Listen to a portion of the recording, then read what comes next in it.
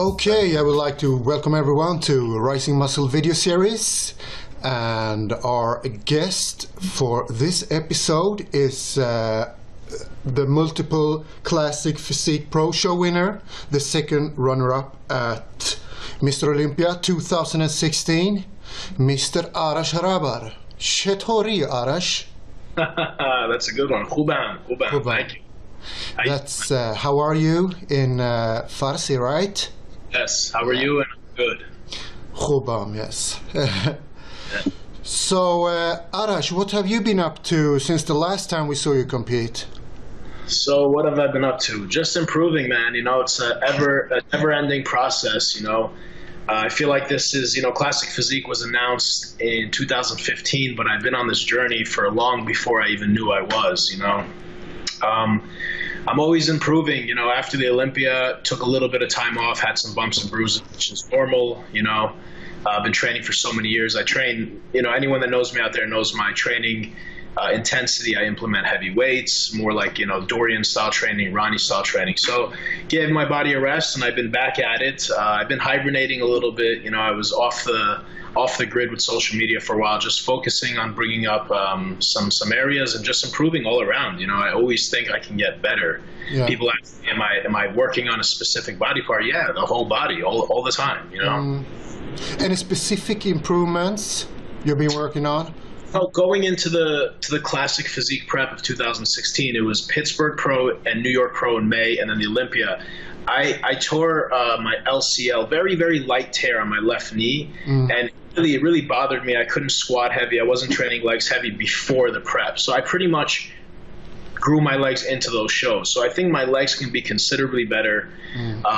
I'd like to always improve every other aspect. Basically, my legs, back, mainly. I think in the shoulder and chest department, I think I'll be better in everything. But if all else didn't change in those, I think I'd be okay. But I'll still be better everywhere. You recently moved as well. Yes. You see the mess on my couch. I'm a Long Island guy. I grew up in Long Island, New York, and then I moved out to Brooklyn about two and a half years ago. Okay. In Williamsburg, Greenpoint area of Brooklyn, mainly for work. I work in real estate, just to be closer, and it just wasn't for me. There was one hardcore gym there, like an old school gym. They closed a few months ago, so I didn't have a gym, and it was just very crowded. I like the suburb quiet life, so I moved out back to Long Island where I was before. I'm closer to my family, a lot of my friends, and I'm 10 minutes from Bev's, so it's I'm comfortable. So it's perfect timing. I moved, it's 6 months left before the Olympia, so literally my life now revolves around September. Okay, interesting. Yeah. So no shows until Olympia? No, I was fortunate enough to qualify, so I didn't need to compete until the Olympia. So I had my heart set on doing the Arnold and then the Olympia, but they didn't have a Classic Physique in the Arnold Classic this year. Usually they wait. They usually wait 2 years. They did the same thing with men's, so I'm assuming they'll have an Arnold Classic next year. Yeah. A lot of guys actually had you as the winner in 2016 at the Olympia. That's important to emphasize on. And it was recently confirmed that Flex Wheeler is making a comeback. Yeah. And will be in your lineup this year. That's exciting and interesting. It'll cause some hype. Some excitement. Same that Kevin did. I was a huge fan of Kevin Lerone's growing up. And also a huge fan of Flex Wheeler's physique. Yeah. It'll be exciting. If you remember in 2016 going into the Olympia, everyone spoke about Kevin because it was just such a big deal. Yeah. And I think he looked great. He looked really, really good considering, so many years off in his age. But, to be at that caliber and play with the top 5 in the Olympia or even top 10 is no easy feat, We'll see. We'll see how Flex does. I hope he does. He brings, a good package and we see. It's different. The time has passed. I give him a lot of credit. Exactly.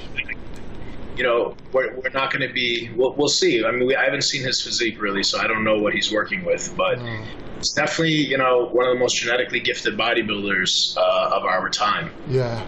Exactly. But you don't consider him as a threat, right? I don't know. We'll see. I can't say. I'll be honest with you. I'm not trying to be politically correct, but I got a lot of questions going into Olympia about who and this. I see some guys here and there, but I've never been the type to pay too much attention to other competitors. Early on in my career, even as an amateur, I did that. You see someone on social media, and then you're like, oh, wow, this is a threat for me. This is going to be the guy to compete with. And then they show up at the show, and it's like, what the hell is that? People only show you what you want to see. I was very transparent in my 2016 3 shows that I prepped. I posted a lot of pictures, and not, special lighting Photoshop pictures, just bodybuilding, head-to-toe shots. I showed myself very much. But until we're all on the stage, side by side, you never know. Who knows? Flex might surprise a lot of people, or he might not. Yeah. Listen, we know it's very difficult to. Dareem Charles didn't retire, and he wasn't sick. Kevin retired just because he stopped. He wasn't sick either. So a combination of stopping because you were ill and also just being off for a long time, not competing, it's difficult. It's very difficult to come back. If anyone can do it, I think it's somebody of Flex Wheeler's caliber. And especially bodybuilding, when we're talking about physiques and biology and everything, your age, it's not like boxing or even basketball. It's much harder when you... Absolutely. Everything has to be, you can tell when someone's body is fresh, and you can tell when someone's body's tired. Even young guys, even throughout the season, Me personally, I'm always good. I'm always better in my first show, For how many years have you been training now? I've been training now like 23 years, but I only started competing 2014. But I was a little weird, I started bodybuilding, really genuinely bodybuilding and looking at, body part per body part, not just weightlifting, at an early age. I'm 13, 14 years old, and I was making my own meals and eating 6 meals a day by 15, 16 years old. I remember in my late teens, my early 20s, I would get anxiety if I didn't eat every 3 hours. Yeah, man, I remember those times as well. I had nobody around me that was a bodybuilder. I had nobody around me that was competing. I didn't, if you ask me why did I do it, I don't know. It just I couldn't not do it. It felt right. And now, when they announced Classic Physique, I smiled and I was like, I've been prepping for this season in 2016 for 20 years. I just didn't know it. Because I used to look at my body and be like, you know what, I need to work on the rear delt. I need to work on this part. And I was doing that without ever even competing or even considering competing. I thought maybe one day, I didn't compete till I was 30, 2014, so I was like 33. It's the perfect division for you. I totally agree. I appreciate it. What is the best thing about standing on stage? I don't know if I would have been able to stand on stage earlier in my life, because I was very shy, believe it or not, growing up. And now I'm older, I'm comfortable in my own skin. I don't beat myself up as much, but it's nice. It's nice when people tell you have a nice body. It's nice to get compliments, nice to get a round of applause. But for me, speaking gives me more enjoyment. I love interviews like this. I love speaking in crowds. I like, communicating with people. And even if you're not talking or there's no question and answer on stage, it is a form of communication.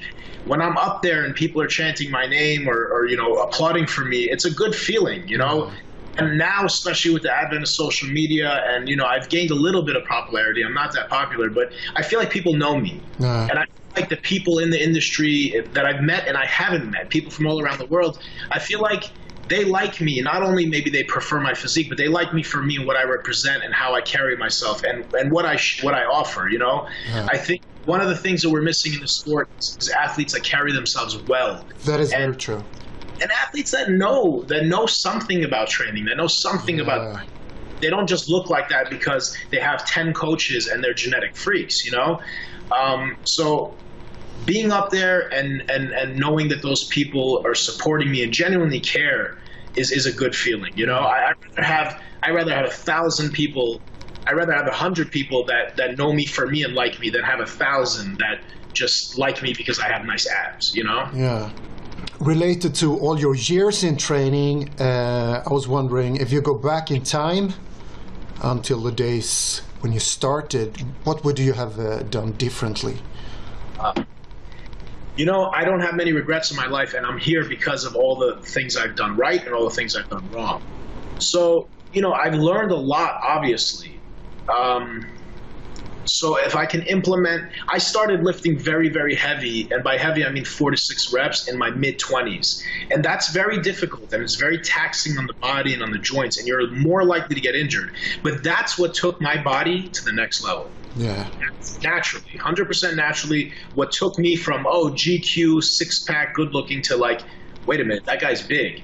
And it was blunt force trauma. Your first year, second year of training, you can do anything. You can do things right or wrong, whatever you do, you're going to grow. It's like the first year of life for a human being. They grow at a very rapid pace. But after a few years, everybody hits this plateau where they're not improving anymore. You really need to push the envelope. So, I mean, I ate good, you know, I learned how to eat. What would I do differently? I got to say not much, man, because the early years, you know, I dieted and I stayed lean and I enjoyed that body. But once I started getting a little bit more hardcore into bodybuilding, I put on weight and I lifted and I ate. Yeah. I did a natural bulk. I just ate a bunch of calories and gained a lot of weight. And back then, that's what guys did in the 90s, you know? So that was definitely, I don't condone that. That was a mistake. It's not healthy. You get stretch marks and it's unwanted weight. But there was many years where I, you know, didn't care about six-pack and just was bloated and heavy and was growing underneath. And I think that's what I attribute what I look like now, you know? But the reason I look the way I look now is because I did that consistently and I didn't do anything fancy. It was just really heavy lifting. I never remember lifting light. I never did anything fancy. It was just really heavy lifting and eating a lot of protein and eating a lot of food. You know, there was times where I ate less and I dieted, and there was times where I ate more. And even before I ever competed, every year I would diet down for a vacation or for the summer. I would get down to sub 8% body fat. I was as low as at least 5% once or twice. So I had a lot of experience with that. I made a lot of mistakes learning, but all of that brings me to this day today, sitting here talking to you. Exactly. But it feels like you went full force almost in the beginning when it comes to nutrition and learning how to train properly, and because many of us maybe jump into the game and just go for the most heavy weights, and we don't consider nutrition or... Well, I started, to give you a better idea, I started in high school. I joined a gym, a local gym, and I trained chest, tri, back, bi, shoulders, legs twice a week. I took Sundays off. I took creatine. It was called Phosphagen by EAS, Bill Phillips' company. Yeah. I used to drink it with grape juice, and I did that the whole summer, you know, when I was 16 years old. And as far as training, we didn't have YouTube and social media. So we had Chad Nichols, he's a coach. We had his forum. It was called Muscle Mayhem. Some of the older guys might remember. So we had that and magazines. Yeah. So I trained and I pushed myself. Was I doing everything correctly? No, but I was doing the best that I could. But I didn't train and like bullshit and not eat and take days off and go party. I trained full force from that day. You know, I started and I was like that for years. Dedicated from the beginning. There was times I had 2 jobs and I was working late nights at the restaurant, and I didn't train for months, you know, but pretty much over 15, 18 years, I was training like that, and I was eating the best that I knew how. I wasn't messing around. I was eating protein. I knew I had to eat protein. Sometimes I would eat a head of lettuce because I didn't know what the hell to eat, but I was definitely eating. You know, I started eating grits and oatmeal. I learned eating grits and egg whites from Ronnie, and I'd watch the videos and the DVDs because that's all we had back then.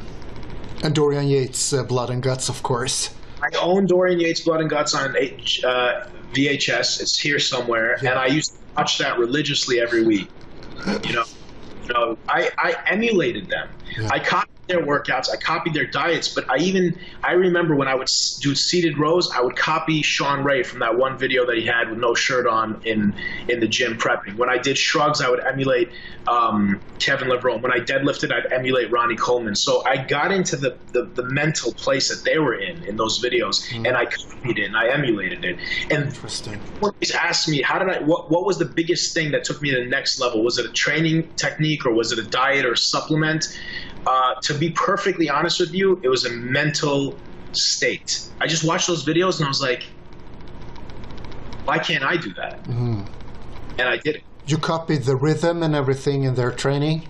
Rhythm, I copied the patterns, and not to say that they had the best rhythm, or that rhythm or pattern was good for me. No, it might have been bad, but mentally, I had faith in that rhythm. I had faith in the movement. If I give you a shitty diet and a shitty workout, but you have faith in it, you think it came from me or Phil Heath, it's going to work for you. Yeah. If I Phil Heath's workout and Phil Heath's diet, but you think it came from the little skinny kid in the gym, it's not going to do shit for you because you're not going to have faith in it.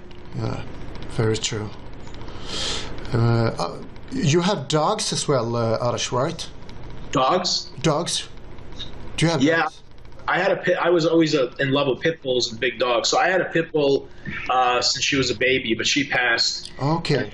A few years ago, I lived with my partner's dog. My business partner, he had a cane corso, and she was like a panther. She's big and she's a scary dog, but I love her to death. They're very different than pits. They're not as warm and lovey-dovey. Like, she doesn't really lick much or come and say hi to people. If a stranger tries to say hi to her, she'll bite you, you know?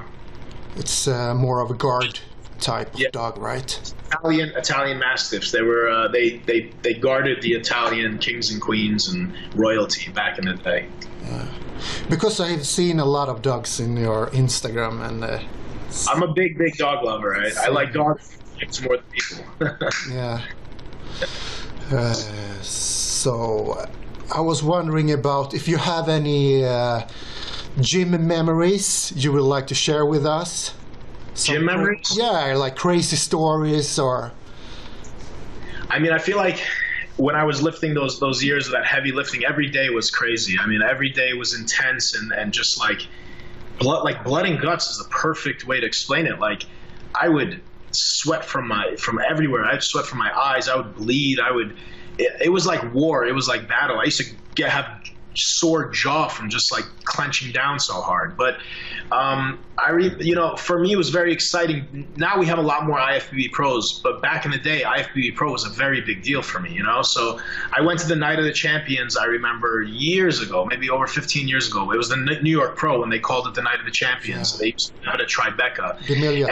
And I remember seeing King Kamali. And King Kamali was an amazing poser and artist, and he was just crazy. So he's from the same country as me. Yeah, I know. And later that night, we went to a club. We went to after hours, you know, and all the pros were there. I met Dennis James. I met King, and I became friends with King there. I became friends with him, and we became very good friends after that.